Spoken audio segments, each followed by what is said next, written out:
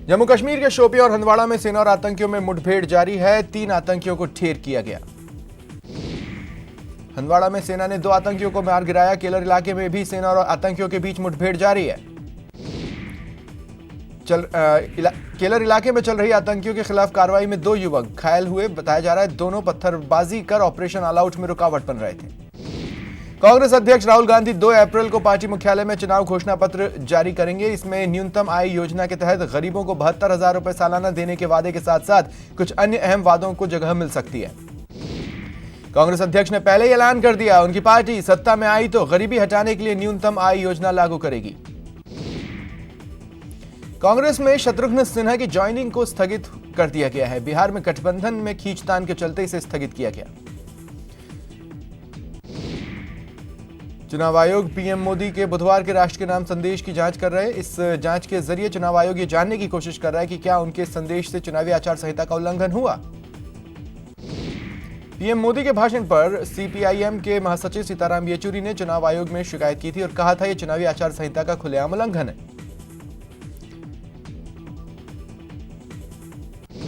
इससे पहले बुधवार को पीएम मोदी ने ट्वीट कर राष्ट्र के नाम संदेश देने की बात कही थी और फिर उन्होंने मिशन शक्ति की सफलता की जानकारी दी थी।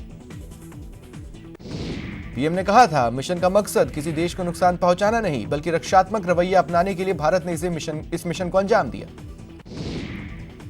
पीएम मोदी ने जिस शक्ति मिशन की बात कही थी उस मिशन के जरिए भारत ने अंतरिक्ष के क्षेत्र में बड़ी छलांग लगाई है।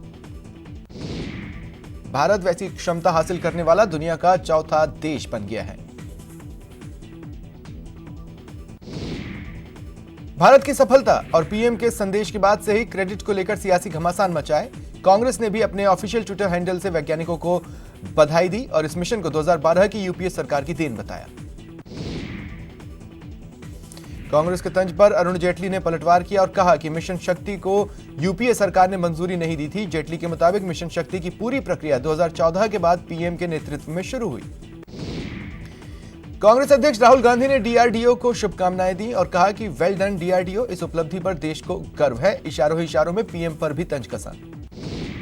राहुल के वार पर अमित शाह ने पलटवार किया। शाह ने कहा, मिसाइल का परीक्षण अंतरिक्ष में हुआ लेकिन धरती पर कुछ लोग घायल हो गए। पीएम की ओर से मिशन शक्ति की सफलता के ऐलान पर पश्चिम बंगाल की सीएम ममता बनर्जी ने नाराजगी जताई। ममता ने कहा, यह पूरी तरह से राजनीतिक ऐलान और आचार संहिता का उल्लंघन है। इधर पाकिस्तान में खलबली मच गई है। पाकिस्तान ने कहा कि यह मिशन युद्ध की ओर जाने वाला कदम है। पाक के मुताबिक अंतर्राष्ट्रीय समुदाय की जिम्मेदारी है कि ऐसे परीक्षण को देखें।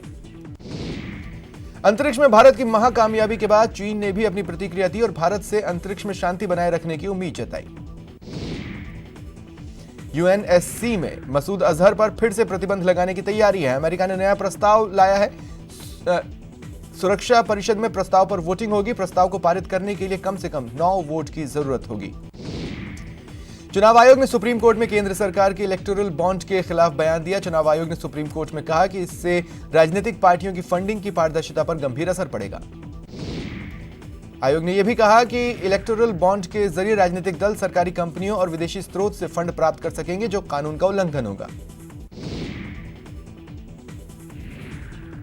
सुप्रीम कोर्ट में इलेक्टोरल बॉन्ड की संवैधानिक मान्यता पर सुनवाई कर रही है। 2017 के बजट में एनडीए सरकार ने यह स्कीम लॉन्च की थी। इसके पीछे दलील थी कि पार्टियों को मिलने वाले चंदे में पारदर्शिता आएगी। भगोड़े नीरव मोदी को भारत लाने और लंदन में उसकी जमानत रोकने के लिए ईडी और सीबीआई की टीमें लंदन रवाना हो गई हैं। लंदन के वेस्टमिंस्टर कोर्ट में 29 मार्च को नीरव मोदी की जमानत याचिका पर सुनवाई होनी है। टीम नीरव मोदी की जमानत रोकने के लिए जरूरी दस्तावेज कोर्ट को सौंपेगी। सूत्रों का कहना है सीबीआई और ईडी की टीम क्राउन प्रिंस सर्विस को नीरव मोदी के खिलाफ कुछ अहम दस्तावेज सौंपेगी। दिल्ली के करोल बाग इलाके की महाराणा प्रताप मार्केट में कल देर रात 4 गाड़ियों में आग लगने से अफरा तफरी मच गई। पूरे इलाके के लोग घरों से बाहर निकल पड़े। आग रात करीब 1 बजे लगी। बताया जा रहा है महाराणा प्रताप मार्केट में कार रिपेयरिंग का काम होता है। वहीं रिपेयरिंग के लिए आई गाड़ियों में अचानक आग लग गई। आग की वजह से इलाके में अफरा तफरी मची। 4 कारें भी खाक हो गई। गनीमत रही आग पर जल्द काबू पा लिया गया। लोकसभा चुनाव के लिए बीजेपी ने 2 दिन के जनसंपर्क अभियान का आगाज किया। पार्टी ने डोर टू डोर कम्युनिकेशन के जरिए 50 लाख से ज्यादा परिवारों तक पहुंचने का लक्ष्य रखा। कांग्रेस ने राष्ट्रीय लोकतांत्रिक पार्टी के साथ गठबंधन की चर्चाओं पर विराम लगाया। प्रभारी अविनाश पांडे ने बताया, सभी सीटों पर कांग्रेस चुनाव लड़ेगी। कांग्रेस ने पीएम मोदी पर बनी बायोपिक पीएम नरेंद्र मोदी पर रोक लगाने की मांग की है। फिल्म को लेकर कांग्रेस नेता सुरेश मिश्रा ने राज्य निर्वाचन विभाग में शिकायत दर्ज कराई। झुंझुनू से बीजेपी नेता नरेंद्र खींचड़ ने विवादित बयान दिया। उन्होंने कहा, जो मतदाता रोज 5 नए वोटर्स को जोड़ेगा उसे हम रोज 2 पैक देंगे। लोकसभा चुनाव में पेड न्यूज और फेक न्यूज को रोकने के लिए अब राज्य निर्वाचन विभाग एक्शन में है। अतिरिक्त मुख्य निर्वाचन अधिकारी ने कहा, जिला जनसंपर्क अधिकारी पेड और फेक न्यूज को रोकने के लिए सजग होकर काम करें।